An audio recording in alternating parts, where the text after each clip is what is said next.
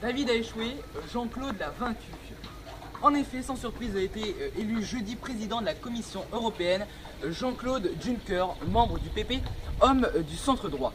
La fausse révolution de Marine Le Pen n'aura pas lieu, celle-ci n'étant pas parvenue à fonder un groupe eurosceptique au Parlement européen composé de 7 nations. Elle doit dire merci à son papa qui, avec ses nombreux dérapages, est sans doute la cause de ses nombreux maux.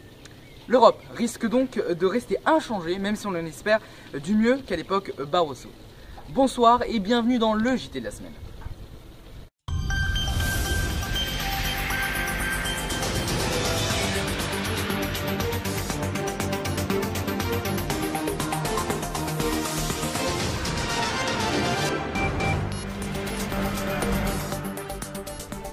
Le Premier ministre du Royaume-Uni a tout fait sans succès. Farouchement opposé à la nomination de Jean-Claude Juncker à la tête de la Commission européenne, David Cameron n'a pas su trouver l'appui nécessaire dans son combat perdu d'avance. Celui qui juge illégitime la direction de la Commission européenne à l'ancien président de l'Eurogroupe aurait dû plus se méfier de la montée d'UKIP, un parti europhobe qui a fait 40% aux dernières élections européennes. Alors, qui est vraiment Jean-Claude Juncker? Découvrez en images le portrait de cet Européen convaincu qui ne manque pas d'expérience. Ce Luxembourgeois de 59 ans fait partie des derniers dinosaures de la construction de l'Union.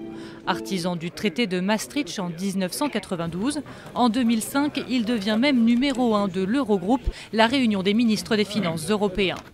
Rapidement, la situation se corse. La crise déferle. Pour soigner une Europe malade, maintenir la Grèce dans l'Union, ce pragmatique de centre droit prescrit de la rigueur. Mesdames, Messieurs, face à la crise financière grave, la plus grave que nous ayons connue depuis la fin de la Deuxième Guerre mondiale, l'Europe ne peut pas réagir en ordre dispersé. Diriger, Jean-Claude Juncker, c'est ce que c'est. Il l'a déjà fait.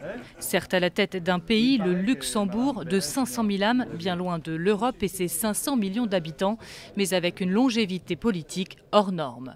Ministre à 29 ans, il prend la tête du gouvernement à 40 ans. Il ne la quittera que 18 ans plus tard. Surtout, ne pas se fier à ces airs aussi austères que la politique qu'il a dû mener ces dernières années. L'homme a de l'humour et maîtrise l'art du compromis, si cher à la Maison Europe. Retournement de situation abracadabrantesque. Vincent Lambert, cet homme tétraplégique âgé de 37 ans, est en état post-relationnel, c'est-à-dire que ce dernier est conscient, il voit l'environnement, mais ne peut pas parler, ne peut pas bouger. Son épouse, aidée d'autres membres de la famille Lambert, mène un combat acharné depuis plusieurs années afin que Vincent puisse mourir dignement. Ceci réclame une modification de la loi Léonie. En effet, il souhaite l'arrêt des soins de cet homme, c'est-à-dire l'euthanasie. Ses parents, et en particulier sa mère, catholique intégriste en rupture avec le Vatican, ne partagent pas le même avis et après, il y a quelques jours, la décision du Conseil d'État d'autoriser l'euthanasie passive sur leur fils, ils n'ont pas tardé de réagir et ont saisi en urgence la Cour européenne des droits de l'homme qui s'est prononcée contre l'arrêt des soins. Le camp adverse trouve cette décision accablante et dénonce un acharnement thérapeutique et soutiennent le fait que Vincent Lambert leur a dit fermement de le faire mourir s'il était dans cet état végétatif. Le médecin, lui, partage le même avis. De nouvelles consultations du dossier vont donc avoir lieu et risquent de prendre beaucoup de temps. BFM TV. La Cour européenne des droits de l'homme a obtenu un sursis in extremis. Vincent Lambert va continuer d'être alimenté et hydraté le temps que le dossier soit examiné sur le fond. Ses parents y voient une victoire, ni plus ni moins, sur leur combat contre l'euthanasie passive de leur fils. Ils sont soulagés, ils sont heureux. Après le coup de massue qui a été celui de cette décision du Conseil d'État, eh bien, voilà, une bouffée d'oxygène, un soulagement véritable.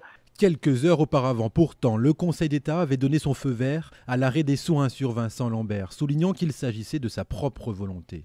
La femme du patient tétraplégique voit dans cet énième rebondissement un jusque-boutisme dogmatique. Indigne, véritablement indigne, d'aller à l'encontre des volontés de Vincent Lambert et de le maintenir dans cette situation d'acharnement thérapeutique par des combats judiciaires qui sont en réalité dictés par des considérations d'ordre vraisemblablement religieuse pour le maintien de la vie à tout prix. Même réaction de dépit de son neveu François Lambert, qui se bat depuis le début pour faire respecter le dernier vœu de Vincent. Il y a un moment où je me dis que je croirais au fait que Vincent est libéré une fois qu'il sera mort. Je me dis que je ne peux pas y croire avant de toute façon, parce qu'il y a toujours un truc, on ne sait pas ce qu'ils vont sortir de leur chapeau. Voilà. Le délai de trop juge même le médecin de Vincent Lambert. La situation est dramatique, on ne fait que la prolonger, précise-t-il. On se serait cru dans un épisode inédit des Experts Miami, et pourtant non. Le gendre d'Hélène Pastor, la riche héritière monégasque, assassinée le mardi 6 mai avec son chauffeur, victime de coups de feu quand elle allait rendre visite à son fils à l'hôpital de l'ouest de Nice, a avoué être impliqué dans ce complot d'assassinat. iTélé vous explique un peu mieux cette affaire. Le mobile du crime d'Hélène Pastor est encore imprécis, mais l'enquête avance. À Marseille, une dizaine de personnes y sont toujours entendues, dont les 2 tueurs présumés, 2 voyous français d'origine comorienne de 24 et 31 ans, dont les téléphones mobiles ont été repérés sur les lieux du crime. Les policiers pensent qu'ils ont sans doute été appelés par un intermédiaire, le coach sportif du gendre d'Hélène Pastor, Wojciech Janowski. Cet homme de 62 ans qui est toujours en garde à vue, lui aussi à Marseille. Il n'a rien avoué, mais les policiers le considèrent comme le commanditaire présumé du meurtre de la mère de sa concubine Sylvia Pastor. Autre information, les commanditaires du crime auraient aussi versé 100 000 € aux tueurs et à leurs complices pour l'assassinat de la milliardaire dont la fortune est estimée à 19 milliards d'euros. Mais cela ne signifie pas que les 2 tueurs présumés aient touché l'intégralité de la somme. La majorité des 100 000 € ont peut-être été gardés par les intermédiaires, dont le coach sportif de Wojciech Janowski. La semaine dernière, on vous posait la question, faut-il supprimer le diplôme du baccalauréat? Et vous avez été très nombreux à donner votre avis et on vous en remercie.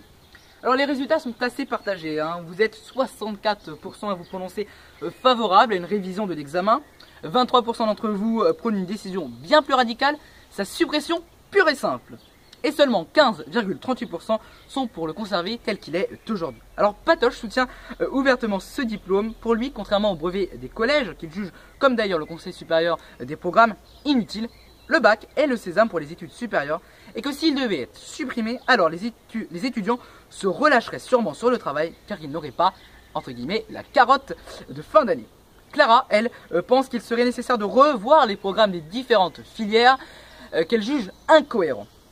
D'ailleurs, cette journaliste en herbe vous attend sur son excellent site internet et je le pense très sincèrement, Clara NC. L'adresse de celui-ci s'affiche en bas de votre écran et très sincèrement, allez y faire un petit tour, ne serait-ce une minute, ça en vaut le coup d'œil.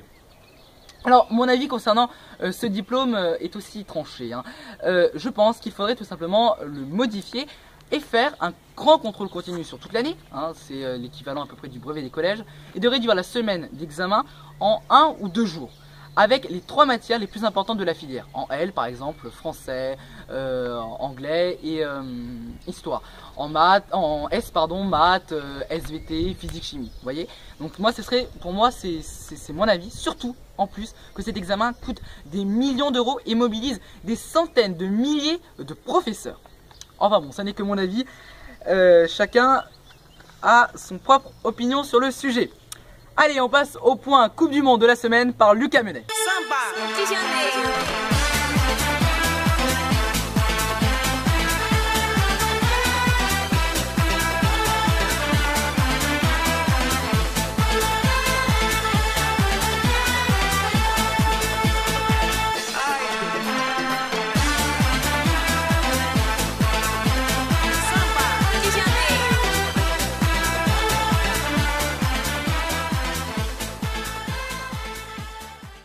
Alors Lucas, c'est celui qui regarde pour nous les plus grands matchs de la compétition. Et quel match que nous avons pu vivre hier soir entre le Brésil, qui est passé à 2 doigts de l'élimination en huitième de finale, et le Chili. Alors Lucas a vraiment pris plaisir sur ce match qu'il juge soutenu avec de nombreuses occasions de la part des 2 camps, malgré un nombre de fautes qui n'a pas cassé le rythme du jeu. Alors pour Lucas, ce match a été arbitré d'une main de maître par celui qu'il juge meilleur arbitre de football, Monsieur Webb. W-E-B, qui a su tenir le match. Alors, les Brésiliens qui ont dominé la première mi-temps en marquant un but ont vite été égalés par le Chili avec un tir de Suarez. Néanmoins, le Brésil a réagi en marquant un but de Hulk refusé pour une main. Arrivent les prolongations, puis les tirs au but. Pas forcément très juste, car les Chiliens auraient été bien meilleurs que la Seleção. Cette dernière se retrouve tout de même qualifiée pour les quarts de finale. Mais c'est pas le seul match qu'a regardé notre analyste. La France est également dans son programme. Les Bleus s'opposaient en phase de poule à l'Équateur dans un match ennuyant au possible.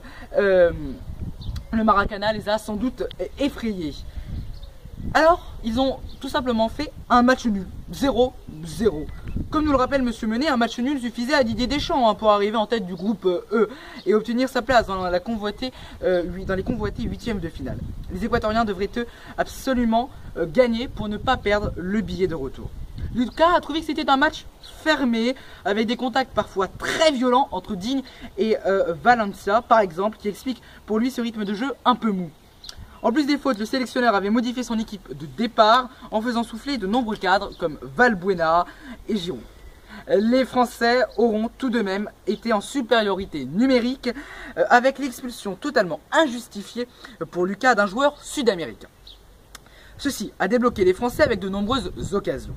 Loris a quant à lui été magique et a sauvé plusieurs balles de match pour le camp français. Malgré la domination des Français, les Sud-Américains ont été impériales. Lucas les félicite pour leur courage hors du commun. La France affrontera, je vous le rappelle, le Nigeria demain soir à 18 h sur TF1. Merci Lucas pour ces analyses. Vous retrouvez le reste sur le site officiel du JT de la semaine.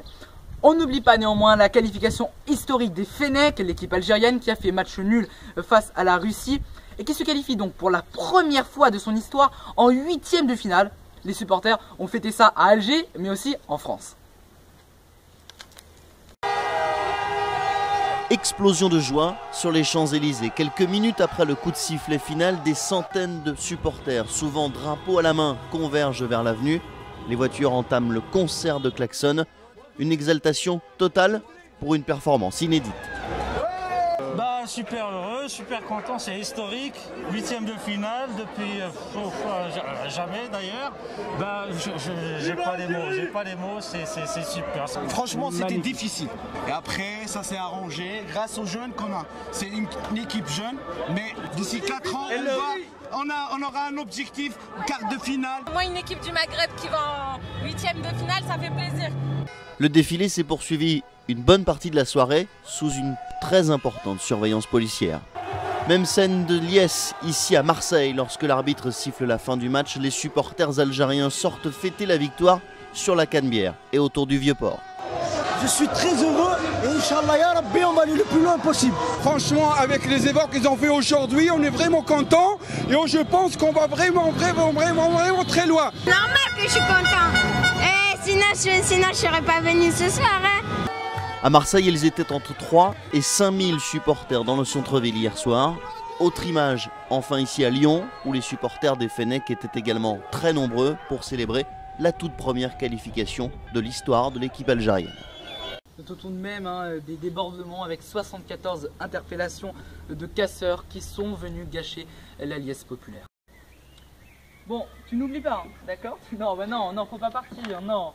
Bah oui, parce que je lui ai demandé de voter pour son tube de l'été 2014. Alors il est partagé entre Magic System, entre Jennifer Lopez, Pitbull, l'hymne de la Coupe du Monde.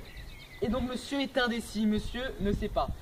Non, tu sais pas? En tout cas, j'espère que vous savez, chers téléspectateurs. Donc c'est simple, nous vous proposons 7 nominés. Choisissez le meilleur. Quel artiste mérite de remporter le titre de tube de l'été 2014? Allez, vous allez sur notre site internet, ça s'affiche en bas de votre écran, et vous choisissez. Voici les nominés. Belle semaine à tous, en espérant que l'information y soit au rendez-vous.